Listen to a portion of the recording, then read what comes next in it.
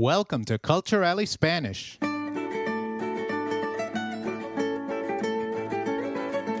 Hola, this is Español Lesson 5. Let's start by going over some of the phrases that you learned in the last lesson. Do you remember that I am translates to yo soy? And we are is nosotros somos. Informally, you are is tú eres. And its plural form to vosotros sois. Formally, you are translates to usted es. And its plural form is ustedes son. He is or she is translates to él es or ella es. And they are becomes ellos son or ellas son. Today we will learn how to introduce ourselves in Spanish. So let's get started. Let's look at the interrogations we will be using today. What translates to qué? Can you try that, please? ¿Qué? Good. And which translates to cuál? Try saying that again. ¿Cuál? Very good. Remember that there are exceptions to these translations, which we will learn as we go along. In Spanish, it is necessary to use question marks at the start and end of a question. This is done to communicate the tone of the statement, i.e. a question tone. For example, ¿Cuántos años tienes? Starts and ends with a question mark and translates to how old are you in English. Remember that interrogative words have a written accent because they are used unaccented in other ways. Let's look at an example. La veo a ella cuando voy a la escuela. Translates to I see her when I go to school. But cuando vas a la escuela is when do you go to school? Did you notice the difference? All right, now let's start with today's conversation. Let's learn how to say, what is your name in Spanish? If we look at a pure word-by-word translation, then what translates to qué? Is translates to es. Your is tú. Try that again, please. Your is the unaccented tú. And name is nombre. Try that, please. Remember, nombre means name. However, we don't use que in this sentence. Let's understand why. Que and cuál are both used as translations for what. Although cuál is literally closer to which, it is used as what to ask for answers which may have several possibilities. Example, ¿Cuál es tu problema? Translates to what is your problem? ¿Cuál is usually used to indicate a selection or choice of possibilities, while que is generally used to elicit a definition. For example, ¿Qué significa talanquera? Translates to what does talanquera mean? ¿Cuál is usually used before es and other forms of ser when not seeking a definition. Since what is your name may have any possible answer and is not really seeking a definition, we use cuál. So our question, what is your name, now translates to ¿Cuál es tu nombre? Where tú means your and es means is. Try that again, please. ¿Cuál es tu nombre? One more time. ¿Cuál es tu nombre? Remember that tu without an accent translates to your, which is a possessive pronoun, while tu with an accent translates to you. We will cover all possessive pronouns in future lessons. So try picking the right option. How do we translate your name in Spanish? Will we say tu nombre, or mi nombre, or tu nombre? Try to remember what we learned. Your name translates to tu nombre, where tu is without an accent. Did you get that right? ¿Cómo te llamas is also commonly used to ask people's names. However, it literally translates to how do you call yourself? Try saying ¿Cómo te llamas again. ¿Cómo te llamas? Very good. Now let's look at how we will tell our name by taking an example. My name is Mark. Translating it word by word, we see that my translates to me. Name is nombre. Is becomes es. And Mark stays as Mark. Hence, my name is Mark translates to mi nombre es Mark. Can you try that? Mi nombre es Mark. Okay, so how will you translate my name is Lisa? Will you say mi nombre Lisa? Or mi nombre es Lisa? Or tu nombre es Lisa? Your time is ticking. The correct option is mi nombre es Lisa. Try saying that again, please. Mi nombre es Lisa. Very good. Now let's see how we translate I am a student. It is translated as yo soy estudiante. Note that the pronoun yo can be omitted. Try that again, please. Soy estudiante. Very good. As we saw, yo soy is equivalent to I am in English. In Spanish, yo can be omitted as it's understood that when we use soy, we are referring to I. Hence, I am can just be translated to soy or am. Great. A student can also be translated to un or una estudiante to make it more complete.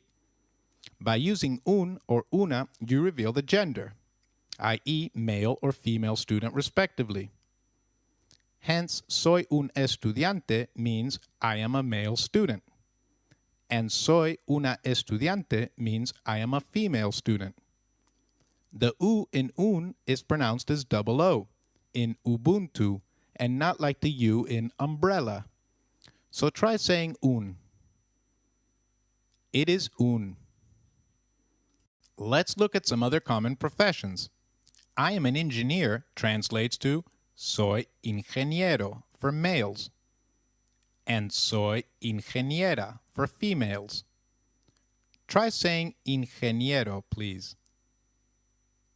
Ingeniero. Remember, we need not use yo with soy.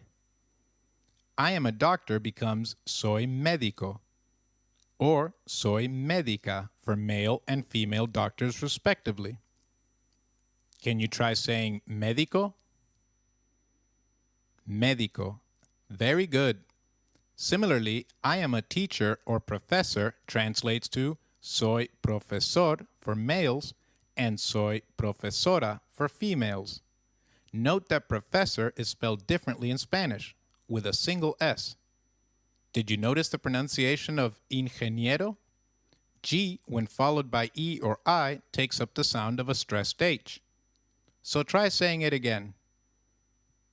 Ingeniero. Note that the names of professions like ingeniero, professor, etc. are not capitalized. This is because introductory titles are not capitalized in Spanish, although their common abbreviations, such as DR for doctor, are. Now let's look at two simple sentences. I am a boy translates to soy chico, and I am a girl is soy chica. So try saying the words for boy and girl, please. Chico and chica. Very good. Note that we don't add un, una before professions such as ingeniero, ingeniera, or words such as chico, chica, as the last letter of the word itself reveals gender. However, in case of estudiante, the word itself does not reveal gender, hence we added un, una. Now let's look at how we will tell where we are from. Let's try saying, I am from Chicago. Looking at it word by word, I translates to yo, am to soy. From translates to de. Try that, please. De. And lastly, Chicago is kept as is.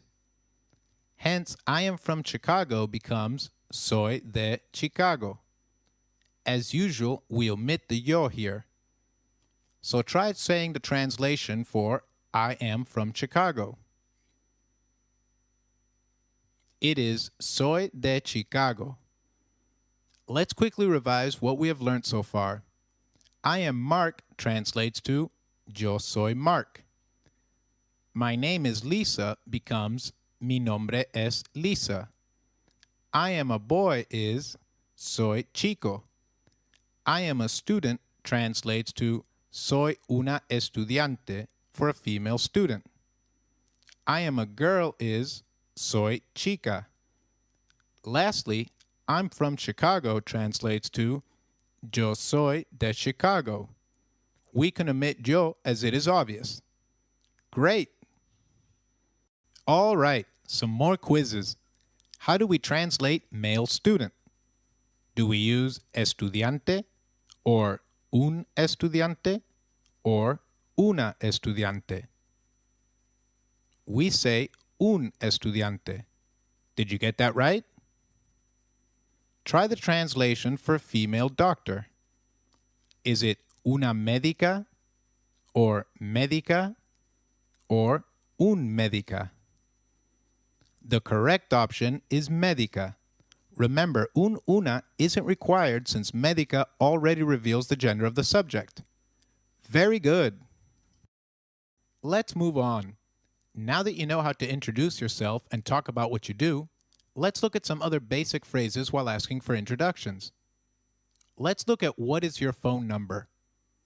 What is your phone number translates to ¿Cuál es tu número de teléfono? Try that again, please. ¿Cuál es tu número de teléfono? Very good. Do you remember that cuál is used to indicate a selection or choice of possibilities, while qué is generally used to elicit a definition? Since questions like what is your name and what is your telephone number are not seeking a definition, we use cuál. Número de teléfono literally means number of telephone. Try saying that again. Número de teléfono. Very good. To reply to the question, what is your telephone number, we usually say, my phone number is.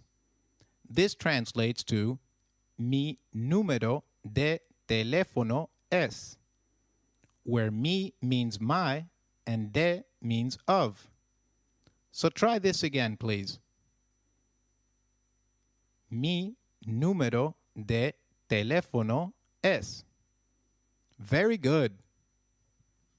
Let's revise some new words we learned today. Name translates to nombre. Student becomes estudiante. Boy is chico. Engineer is ingeniero or ingeniera. Doctor translates to médico or médica. And teacher to profesor or profesora.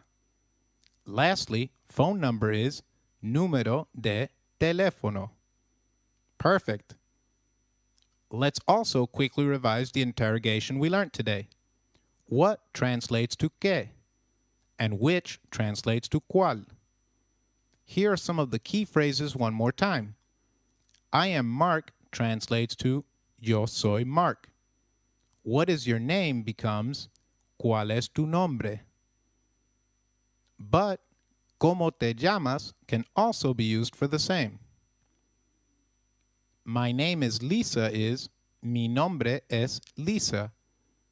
And lastly, I'm from Chicago is translated to yo soy de Chicago. Great! All right, it's now time for our culture leaf of the day. La Tomatina Festival is held in the Valencian town of Buñol, in Spain. Participants throw tomatoes and get involved in a tomato fight purely for fun. It is held on the last Wednesday of August. In the next lesson, we will learn some basic verbs to build our vocabulary and some conversations around them. We hope you enjoyed your lesson today. See you at the alley for the next one.